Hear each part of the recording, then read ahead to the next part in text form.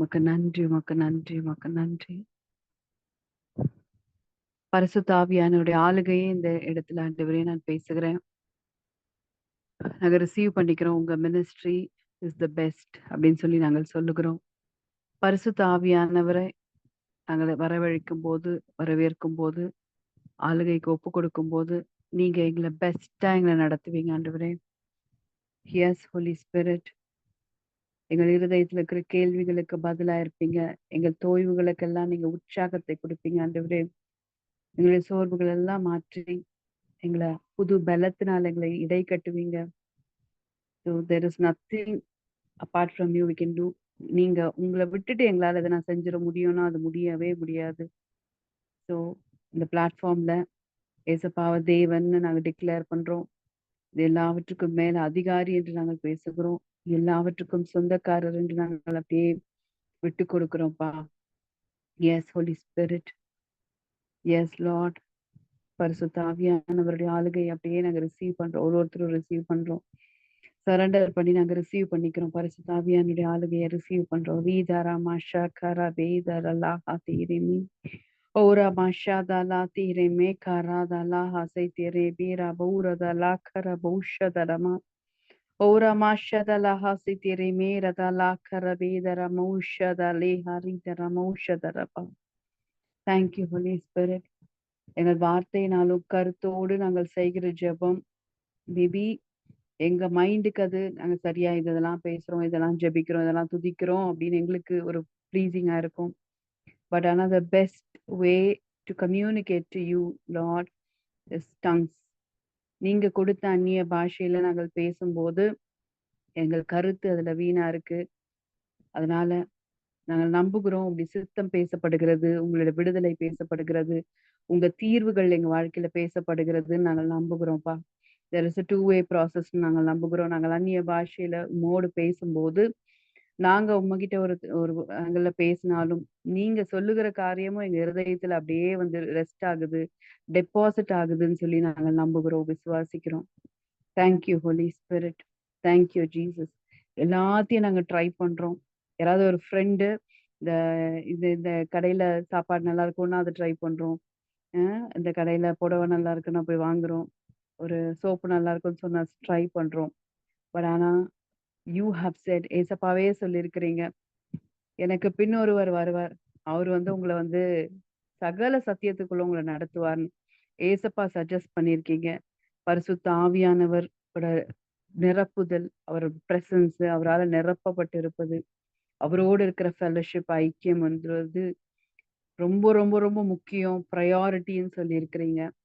It's not that ஒரு fine day என் மேல அபிஷேகம் இறங்குச்சு, அந்நிய பாஷை பேசினேன் அப்படிங்கிற அதுவும் செக்லிஸ்ட் மாதிரி ஒரு வேலை பரிசுத்த ஆவியானோட அபிஷேகத்தை நாங்கள் நினைத்து வைத்திருப்போமானால் அந்த அறியாமை இருளெல்லாம் வெளியேறட்டும் இசப்பா. ஆனா நீங்க சொல்லி இருக்கிறது அனுதினமும் பரிசுத்த ஆவியானுடைய அந்யோன்யத்திலையும் ஐக்கியத்திலையும் இருப்பது தான் நீங்க சொல்றீங்க.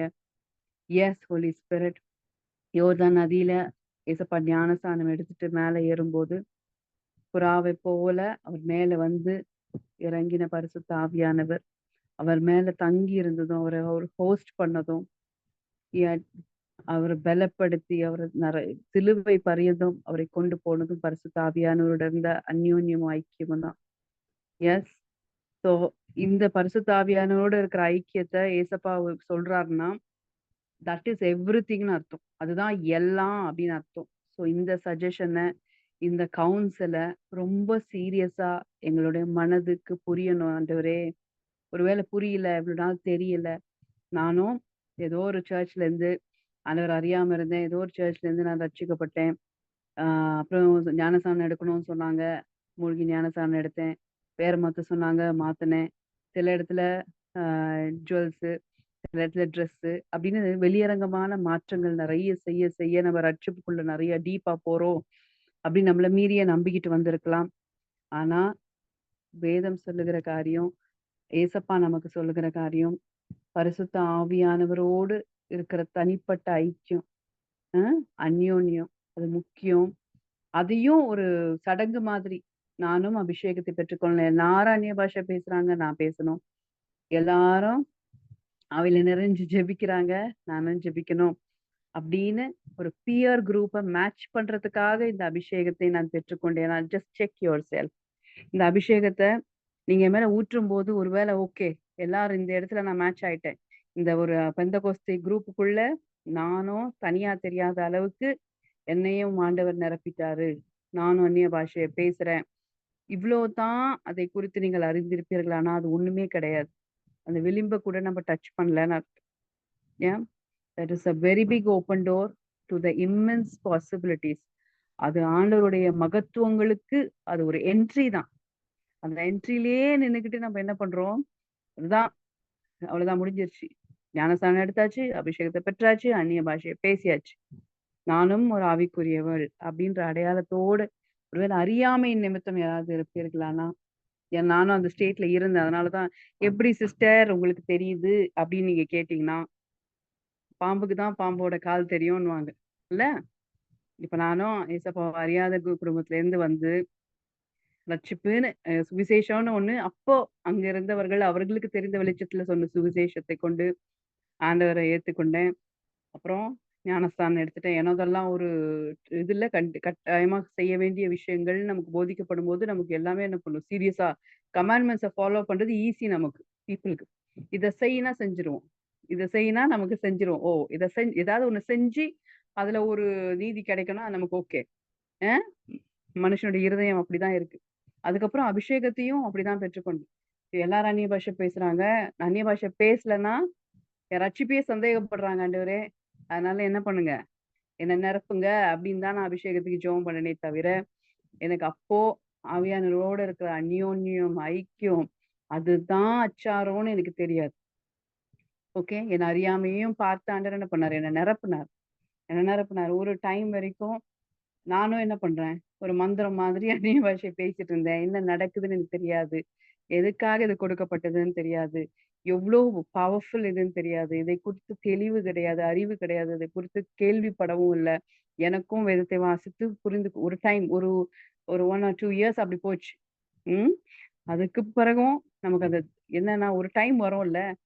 எல்லாமே பண்றோம். அதுக்கப்புறம் தசம பாகம் கரெக்ட்டா குடுப்பேன். காணிக்கை குடுப்பேன். தர்ம பணம் செய்வேன். சேரிட்டி குடுப்பேன். இதெல்லாம் செஞ்சும் எங்கேயோ போய் முட்டிட்டு நிக்குதேங்கிற மாரி ஒரு ஸ்டேஜ் லைஃப்ல வரும்போது, அப்பதான் எனக்கு தெரிஞ்சது, நான் மட்டுமே பேசிக்கிட்டு இருக்கேன். நான் மட்டுமே செய்யறது செஞ்சுகிட்டு இருக்கேன். நான் இதெல்லாம் செஞ்சதுனால இதெல்லாம் நடந்துருச்சேன்னு ஒரு சுயநீதி லிஸ்ட் எனக்குள்ள இருக்கிறது. ஆனால் என் சுயநீதியினாலோ, நான் இத இத செஞ்சேங்கிறதுனாலோ இந்த இடத்துக்கு வரல. தேவன் சகலத்தையும் என்னுடைய என்கிட்ட இருக்கிற எந்த கிரியையோட எதிர்பார்ப்பு இல்லாம செய்திருக்கிறார். இன்னும் ஆழமாய் அவரோட உறவுக்குள்ள என்ன அழைக்கிறாரு. இன்னும் டீப்பா அவர் கூட இன்டிமேட்டா நான் ரிலேஷன்ஷிப்குள்ள வரணும். அப்படிங்கிறது எனக்கு கொஞ்சம் கொஞ்சமா ஆண்டவர் வெளிச்சத்தை கொடுக்க ஆரம்பிச்சார். லைஃப்ல நடந்த சூழ்நிலைகளை வைத்து. புரியுதுங்களா? எக்ஸ்ட்ரீம் அந்த கடன் பிரச்சனை எல்லாம் கிராஸ் பண்ணும்போது, ஒரு ஆண் அத கிராஸ் பண்றது ஒரு வேற ஆங்கிளா இருக்கும். அதே ஒரு பொண்ணு ஒரு வைஃபா இருந்து அத நான் கிராஸ் பண்ணும்போது, அப்போ எனக்கு ஆண்டவர் என்ன பண்ணாரு, நயமா வனாந்திரத்துல நயங்காட்டி பேசினார்லாம் இருக்குல்ல, அந்த மாதிரி எனக்குள்ள நெறைய ஊழியர்கள எங்க லைஃப்ல அனுப்பி, கொஞ்சம் கொஞ்சமா அந்த வெளிச்சத்துக்குள்ள வந்து அந்யோன்யத்தையும், ஐக்கியத்தையும் பத்தி எல்லாம் கற்றுக்கொண்டோம். ஏசப்பாவுக்கும் நமக்கு இருக்கிற உறவோட முக்கியத்துவம், அ ஏற்கனவே கேட்ட சுவிசேஷத்துல இருந்த என்னென்னலாம் வந்து இன்கம்ப்ளீட்டா இருந்துச்சு அந்த சுவிசேஷத்துல. நாட் தட் நான் கேட்ட சுவிசேஷமே தப்புன்றது இல்ல. அந்த சுவிசேஷத்துல என்னெல்லாம் மிஸ் ஆச்சுங்கிறதையும் ஆண்டவர் எங்களுக்கு நிரப்புனார். ஸோ ஒரு பசில்ல எப்படி அங்க ஒண்ணு, இங்க ஒண்ணு அந்த பீஸ் இல்லன்னா, அந்த பிக்சர் கம்ப்ளீட்டா என்னன்னு தெரியாதோ, அந்த மாதிரி சுவிசேஷத்தை கேட்டு வந்ததுனால வந்த குளறுபடி தான் இப்ப லைஃப்ல நடந்துகிட்டு இருக்கு. ஸோ பிக் பிக்சர் எங்களுக்கு தெரியல. முழு படம் தெரியாததுனால, அறியாமையினால தான் இந்த மாரி விஷயங்கள் எல்லாம் சிக்கிக்கிட்டு இருக்கோம்னு சொல்லி, ஆண்டவர் என்ன பண்ணாரு, ஒரு ஒரு பசிலா எங்களுக்கு வெளிப்படுத்த ஆரம்பிச்சு, ஸோ பிதாவோட இருதயத்த பத்தியும், இந்த எவ்வளோ ஒரு ரிலேஷனலான தேவன் அவரு. அப்படிங்கிற பத்தியும் ஒரு ஜட்ஜ் கிடையாது. பிதா கோவமானவர் கிடையாது. நம்ம செஞ்சு செஞ்சு ப்ரூஃப் பண்ணி அவர்கிட்ட நல்ல பேர் வாங்கணும்னு கிடையாது. அது மாரி நெறைய மைண்ட்ல இருக்கிற இதெல்லாம் பிளாக்ஸ் எல்லாம் மாற மாற மாற, உறவின் அடிப்படையில் தான் தேவன் நம்மோடு இருக்கிறாருன்னு புரிந்து கொண்டு, அப்புறம் பாருங்க, அப்புறமா அந்த புரிதல்லாம் வரும்போது தான் அந்த பரிசுத்த ஆவியானவரோட இருக்கிற அந்த தனிப்பட்ட இவ்ளோ பெரிய பிதா, இவ்ளோ அன்பான தேவன் நமக்கு பரிசுத்த ஆவியானவர் கொடுப்பது எதுக்கு? நம்மள கன்டினியூலா கைட் பண்ண, அவரு எல்லா சகல சத்தியத்திற்குள்ள நம்மள நடத்த, அவருக்கும் நமக்கும் ஒரு பயங்கரமான ஒரு பாண்ட். காலையில 1/2 மணி நேரம் ஜெபம் பண்ணோமா, மத்த வேலைய பார்ப்போம். ஈவினிங் 1/2 மணி நேரம் ஜெபம் பண்ணோமா, அதுக்கு அடுத்து தொடருவோம். அப்படி இல்ல. 24 மணி நேரமும் ஆண்டவருடைய பிரசன்னத்தின் ஆளுகையில் இருப்பதற்கும், அவரோடு இருக்கிற ஒரு கான்வர்சேஷன் ஓடிக்கிட்டே இருக்கிறதுக்கும், எல்லாத்த பத்தியும் பேசிக்கிட்டே இருக்கிறதுக்கும், ஒரு எப்பயுமே ஒரு ஃப்ரெண்டு கூட இருந்தா, ரொம்ப பிடிச்ச ஃப்ரெண்டு கூட இருந்தா எப்படி வாய் பேசிக்கிட்டே இருப்போம். இல்ல? இல்லைங்க புதுசா நீங்க ஒரு வேளை விரும்பி கல்யாணம் பண்ணவங்களுக்கு தெரியும். இல்ல கல்யாணம் ஃபிக்ஸ் ஆயிட்டு ஒரு 6 மாசம் கேப் விட்டு கல்யாணம் இருக்குதுன்னு வச்சுக்கோங்களேன். என்கேஜ்மென்ட் பேசிக்கிட்டே இருப்பாங்க. என்ன பண்ணும்போதும், "என்ன பண்ண?" அப்படின்னு ஒரு அப்டேட் இருக்கும். "சாப்பிட்டியா? தூங்குனியான்னு?" சின்ன சின்ன விஷயத்துக்கும் அந்த பிரைட் குரூமோட, அந்த பிரைடோட ஒரு கான்வர்சேஷன் ஓடிக்கிட்டே இருக்கும். ஏன்? யாருக்கெல்லாம் அந்த எக்ஸ்பீரியன்ஸ் இருக்குது. ஸோ இதே மாதிரி ஒரு உறவுக்குள்ள எல்லா நேரத்திலயும் ஆல் த்ரூ அவர் லைஃப் நம்ம வாழ்ற வரைக்கும் அந்த மாதிரி ஒரு அந்யோன்யத்தையும், ஐக்கியத்தையும் இருக்கிறதுக்கு தான் ஆண்டவர் நம்மளை நிரப்புறார். பரிசுத்த ஆவியானவர் நமக்குள்ள வருகிறார். ஆனா நம்ம என்ன பண்றது? சில நேரத்துல அஃபண்ட் ஆயிட்டு நெறைய நேரத்துல அஃபண்ட் ஆகுறோம்ல மனசுக்குள்ள. மனத்தாங்கல அப்பப்போ வந்து எட்டி பாக்குதுன்னா, சுவிசேஷத்தை புரிந்து கொண்டதிலே ஏதோ குழப்படி இருக்குன்னு அர்த்தம். நீங்க எந்த சுவிசேஷத்தை கேட்டீங்க? எத உள்வாங்கி இருக்கிறீங்க? அப்படிங்கிறதிலே குழப்படி இருக்குன்னு அர்த்தம். எனக்கு அப்படிதான் ஆண்டவர் சொல்லிக் குடுத்தாரு. when you are stuck in something, when you are not going to move forward, ஒரு முன்னாடி அடுத்து எடுத்து வைக்க முடியல. அடுத்து என்ன பண்ணணும்னு தெரியலங்கிற அளவுக்கு stuck ஆகுறோம்னா, there is something wrong that we misunderstood God. பிதாவை நம்ம ஏதோ தவறா புரிந்து கொண்டோம். ஏசப்பாவை குறித்து ஏதோ தெளிவு இல்ல. ஆவியானவரோட அந்யோன்யத்தையும், ஐக்கியத்திலயும் ஏதோ ஒரு அடைப்பு இருக்கிறது. அவர்கிட்ட இந்த ரிசீவ் பண்ண முடியாத ஸ்டேட்ல இருக்கிறோம்.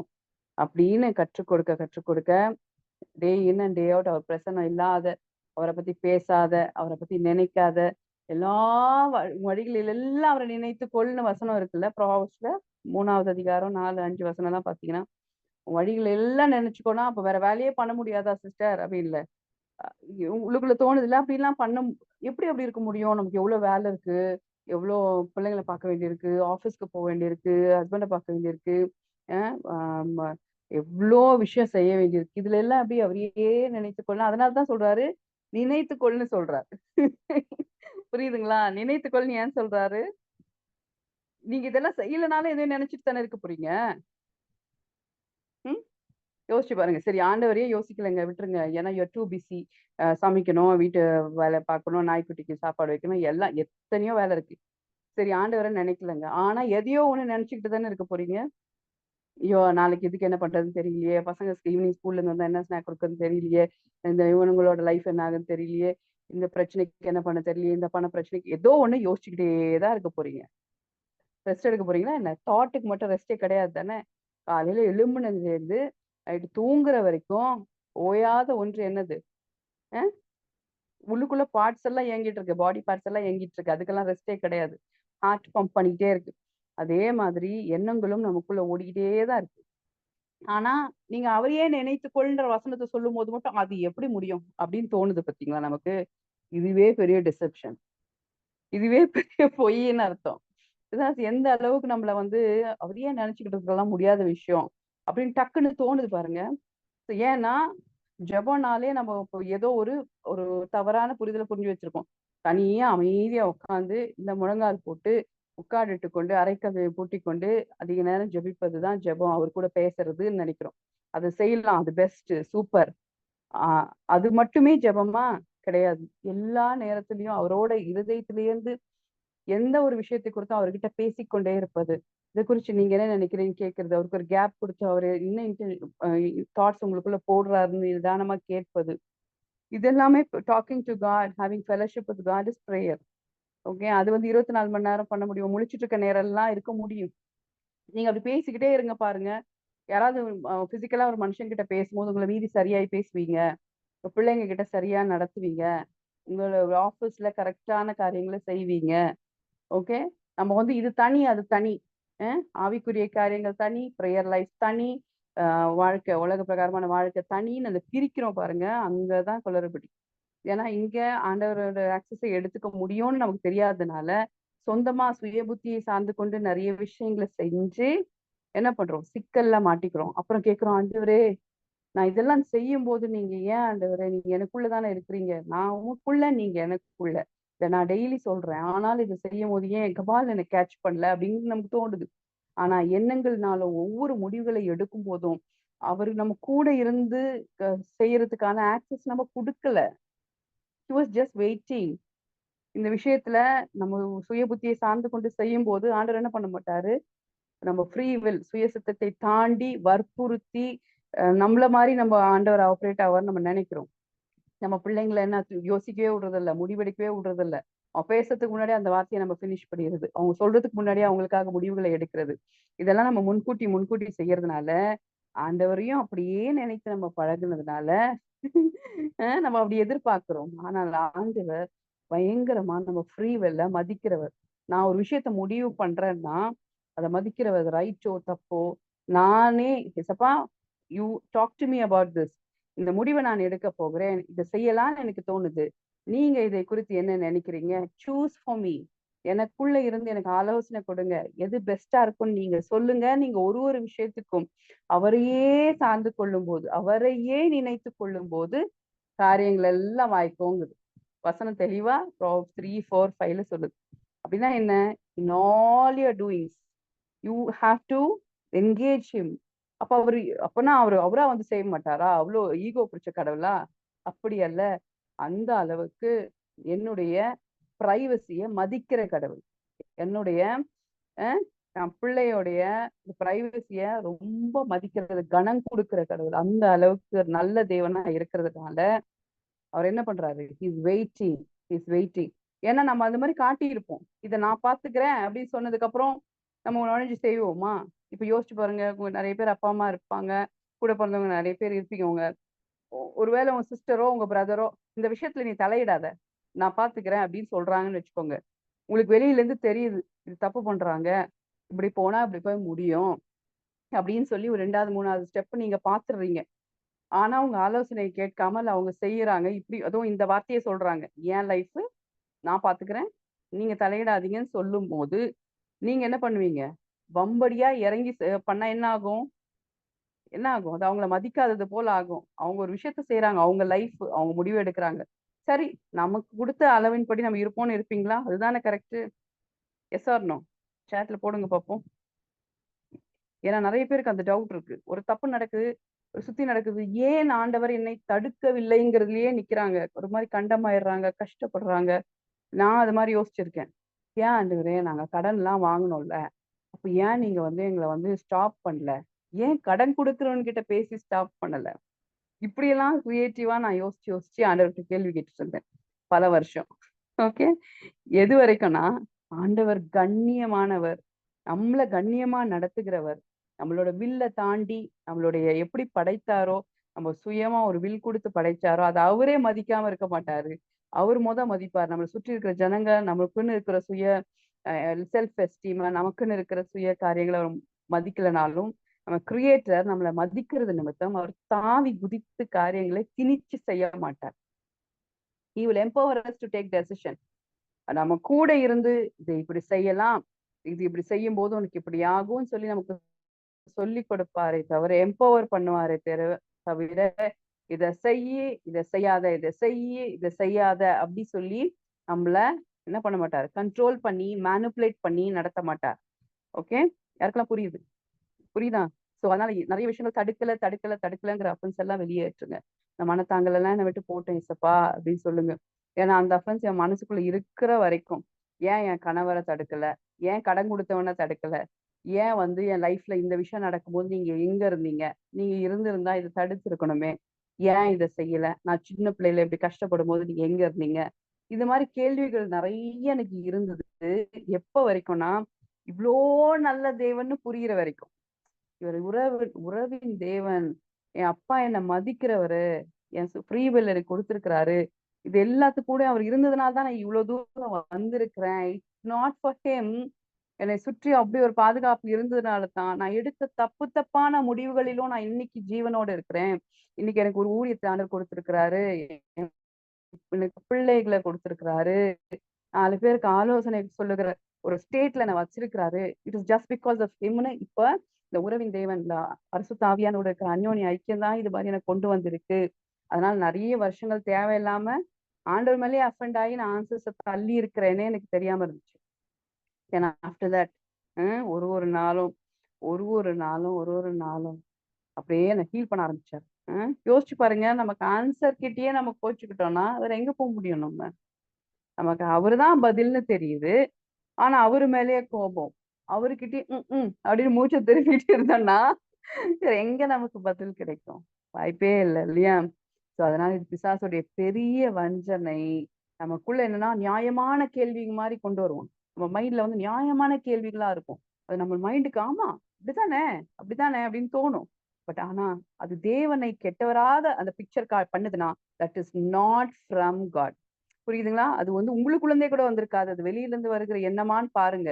ஏன்னா நம்ம அஃபண்ட் ஆகுறோமான்னு பார்த்தோம் அந்த நேரத்துல பிசாசு பொய்களை கலைகளை நம்ம சிந்தையில விதைப்பான் விதைப்பான். அவரோட பிரசனஸ்க்கு போக விடாமல் பண்ணுவான். இப்படி பண்ணிட்டாரு பாரு, இப்படி நடந்துருச்சு பாருன்னு அவர் மேலேயே நமக்கு அஃபென்ஸை மறுபடியும் மறுபடியும் போடுவான். பொய்யா போட்டு தூவி கலையை விதைத்து நம்மள வந்து நமக்குள்ள இருக்கிற நல்ல விதையை போட்டிருப்பாரு ஆண்டவர். அதை கனி கொடுக்காதபடி அந்த முட்செடிகள் மாதிரி அந்த கலைகள் என்ன பண்ணும்? உலக கவலை, லௌகீக கவலைகள், சுத்தி இருக்கிற விஷயங்களை பார்த்தின ஒரு ஃப்ரஸ்ட்ரேஷன் நம்மளை நிரப்பி கனி கொடுக்க முடியாத மாதிரி, நம்ம எழும்ப முடியாத மாதிரி அது நம்மளை என்ன பண்ணும்? நெருக்கும். ஸோ அதனால எல்லா கலைகளும் பிடுங்கப்படுவதாக, இந்த அஃபென்ஸ் எல்லாம் வெளியேறட்டும், மனத்தாங்கல்கள் வெளியேறட்டும். சொல்லுங்க ஏசப்பா, உங்க மேலேயே நான் கோச்சுக்கிட்டா நான் எங்க போவேன்? I know you're good. நீங்க நல்லவர் நான் வாயில சொல்றது இல்லை ஆண்டவரே, உணர்வு பூர்வமா எனக்கு அது உணர வைப்பது, எல்லா நேரத்திலையும் போதிப்பது பரிசுத்தாவியானவர். பரிசுத்தாவியானவரே, மோடு இருக்கிற அந்யோன்யத்திலையும் ஐக்கியத்திலையும் நான் வளர வளர பிதாவை அன்பானவருங்கிறதுல எந்த சந்தேகமும் இல்லாத ஒரு ஸ்டேஜ் எனக்குள்ள வரும். ஏசப்பா செய்த காரியங்கள் எனக்கு திரும்ப திரும்ப ரெஃப்ரெஷ் ஆகிட்டே இருக்கும். பிதா குமார் பரிசுத்த ஆவியானவருக்கு மத்தியில நான் கொண்டாடப்படுகிறது எனக்கு ரொம்ப ரியலா தெரியும். நான் தனிமையில் இல்லை, நான் அனாதை கிடையாது, எனக்குன்னு ஒரு குடும்பம் இருக்கு, எனக்குன்னு ஒரு தகப்பன் இருக்கிறார், தாயின் அன்புடைய பரிசுத்த ஆவியானவர் இருக்காங்க, ஏசப்பா என் மூத்த குமாரன் இருக்கிறாங்க. ஸோ அதனால ஐ எம் நாட் அலோனுங்கிறது ரொம்ப லைவா வர வர அந்த அனாதை மனப்பான்மை, spirit of orphan will leave you, அதற்கு உங்க மேல ஆதிக்கம் வராது. அப்படி இருக்கும்போது நீங்கள் சரியாக முடிவுகளை எடுப்பீங்க, சரியான காரியங்களை செய்வீங்க. You will do your best. நீங்க அழகா குடும்பம் நடத்துவீங்க, அழகா பிள்ளைகளை வளர்ப்பீங்க, அழகா வேலையில கான்சென்ட்ரேட் பண்ணுவீங்க, ஒரு ஒரு காரியத்தையும் தெளிவா இருப்பீங்க, முடிவெடுக்கிறதுல சரியா இருப்பீங்க. உங்க சரீரத்துல அந்த சுகத்தை நீங்க அப்படியே நீங்க போஸ்ட் பண்ணுவீங்க கண்டினியூலா. Thank you holy spirit. அப்பா, கேட்டுக்கொண்டிருக்கிற ஒவ்வொருத்தருக்கும் நீங்க பேசின அந்த வசனம் அப்பா, வார்த்தை அவர்களுக்குள்ள ரொம்ப ரியலா மாட்டோம். அவரையே நினைத்து கொள்ளுங்கிறது உம்மோடு இருக்கிற அந்யோன்யத்தையும் ஐக்கியத்தையும் குறிக்குது. எதையோ ஒண்ணு நாங்க நினைச்சிட்டு தான் ஆண்டவரே இருக்கிறோம். நீங்க சொல்லியிருக்கிறீங்க மனம் திரும்புங்கள். எதையோ நினைக்காத, என்னோட உன் தாட் கலக்கட்டும், என்னுடைய எண்ணங்களும் உம்முடைய எண்ணங்களும் கலக்கட்டும். Talk to me through your thoughts. எண்ணங்கள் மூலமா என்னோடு பேசுவதும் ஜெபந்தான். ஸோ எல்லா நேரத்திலையும் எல்லாவற்றை குறித்தும் அவரிடத்திலேயே சொல்லும் பொழுது அப்போ புத்தி கெட்டாத தேவ சமாதானம் இருதயத்தையும் சிந்தையையும் ஆளுகை செய்யும்னு எங்களுக்கு வாக்கு பண்ணி இருக்கிறீங்க. அந்த சமாதானத்தோடு செய்யப்படுகிற எல்லா காரியத்திலையும் ப்ரொடக்டிவிட்டி 100% ரிசல்ட், நூறத்தனையான பலன் தான் அப்படின்னு சொல்லி நாங்கள் நம்புகிறோம்ப்பா. நீங்க ஒரு ஆலோசனை கொடுக்குறீங்கன்னா அதுதான் பெஸ்ட். நீங்க தான் எங்களுக்கு பெஸ்ட் சொல்லி கொடுக்க முடியும். நீங்க தான் எங்களுக்கு நல்ல வழியை காட்ட முடியும். எங்களுக்கு இருக்குள்ள இருக்கிற பொய்கள் எல்லாம் வெளியேறுவதாக இயேசுவின் நாமத்தினால. ஆண்டவர் ஒருவேளை அட் டைம்ஸ் அவர் ஒருவேளை இதையெல்லாம் அனுமதிச்சிருவாரோ, ஒருவேளை இதை அனுமதித்து எனக்கு கற்றுக் கொடுக்குறாரோ, ஒருவேளை இந்த பலவீனத்துல நான் ஏதோ கற்றுக்கொள்ள வேண்டியிருக்கோ, ஒருவேளை இந்த பண கஷ்டத்துல நான் எதையோ கற்றுக்கொள்ள வேண்டியிருக்கோன்னா அதெல்லாம் பிசாசுடைய கலை. அந்த எண்ணம் எல்லாம் என்னது? கலைகள். பிசாசு என்ன பண்றான்? தூங்கும் போது கலையை வதிச்சுட்டு போறான் இருக்கு இல்லையா? இந்த மாதிரி நம்ம மனசுக்குள்ள ஏக்கத்தோடும் பயத்தோடும் ஆண்டவர் மேல இருக்கிற ஒரு அதிருப்தியோடும் நாம தூங்க போகும்போது அந்த அது ஓப்பன் கிரவுண்ட் மாதிரி, அது என்ன சொல்றது, அது வேஸ்ட் லேண்ட் மாதிரி. வேஸ்ட் லேண்ட்னா என்ன சொல்லுவாங்க? ஃபென்ஸ் இல்லாத ஒரு இடம். அது யாரு வேணா வரலாம் இல்லையா? ஃபென்ஸ் இல்லாத இடம் எப்படியெல்லாம் யூஸ் பண்ணுவாங்க? அங்க ஆடு மாடு வந்து அது பாட்டுக்கு மேயும். மனுஷங்க டாய்லெட் இல்லாதவங்க அதை யூஸ் பண்ணுவாங்க. என்னத்துக்கு வேணா யூஸ் பண்ணுவாங்க. அந்த மாதிரி ஆயிடும். ஆனா when we are in this எனக்குன்னு ஒரு குடும்பம் என்னை சுற்றி இருக்கு அப்படின்னும் போது அது ஒரு வேலியாக மாறுகிறது. பிதா குமாரன் பரிசுத்த ஆவியானவருடைய திரியேகத்துடைய அன்பு எனக்குள்ள இருக்கிறது, என்னை சுற்றி அவங்க இருக்காங்கன்னு நினைக்கும் போது ஒரு ஃபென்ஸ், இன்விசிபிளா ஸ்பிரிச்சுவல் ரெல்ம்ல ஒரு ஃபென்ஸ் உங்களுக்கு உருவாகுது. சோ நீங்க ஒரு தோட்டத்தில் இருக்கிறவர்களா இருப்பீங்க. அந்த ஃபென்ஸை தாண்டி வந்து உங்களுக்குள்ள கலைகளை விதைக்க முடியாது, பொய்களை விதைக்க முடியாது, மனத்தாங்கள் வர வைக்கக்கூடிய அளவுக்கு எண்ணங்களை ஓட வைக்க முடியாது. புரியுதுங்களா? That is why you have to be really really really in presence. தூங்க போகும்போதும் எல்லா நேரத்திலயும் அவரையே நினைச்சுக்கிறதும் எதுக்குன்னா அது ஒரு ப்ரொடெக்ஷன். எண்ணங்களோட அவர் அப்படியே கலந்திருப்பது, நான் நினைக்கிறது அவருக்கு போறதும், அவர் நினைக்கிற எண்ணங்கள் பிதாவுடைய இருதயத்தில் இருக்கிற எண்ணங்கள் எனக்குள்ள வருவதும் ஒரு அப்படியே கிவ் அண்ட் டேக்கா இருந்து கொண்டே இருக்கும்போது அங்க என்ன ஆகாது, அங்க எந்த விதத்திலையும் நெருப்பு இருக்கிற இடத்துல என்ன ஈ வராது இல்ல. அந்த மாதிரி பிதாவுடைய அன்போட சூட்டுல அந்த அக்னியில நம்ம நிரம்பி இருக்கும் போது அந்த இடத்துல சோர்வு இருக்காது, மனத்தாங்கல் இருக்காது, மன்னிக்காத தன்மை இருக்காது, கஷ்டம் கிரீஃப் இருக்காது, வரி இருக்காது. இதெல்லாம் செத்த ஈக்கள் எல்லாம் பைபிள்ல ஒரு வசனம் இருக்குல்ல, செத்த ஈ என்ன பண்ணோம், எவ்வளோ அழகான சென்ட் பாட்டில் என்ன பண்ணுமா, நார பண்ணிடும். ஸோ அதனால இந்த மாதிரி விஷயங்கள் நீங்க எவ்வளவு பியூட்டிஃபுல்லா உங்களுக்குள்ள நிறைய நல்ல விஷயங்கள் இருந்தாலும் இந்த மாதிரி அறியாமையினால இப்படி விட்டு கொடுக்கும் போது பரிசுத்தாவியோட பிரசன்னத்திலோட ஐக்கியத்துல இல்லாம அப்படி நம்ம ஒதுங்கும் போது இது மாதிரி வந்து என்ன பண்ணுது, இது ஆண்டவர் அனுமதிக்கிறது கிடையாது. நம்மளோட அறியாமையில இருள்ல அது வந்து கிரியை செய்யும். ஓகே.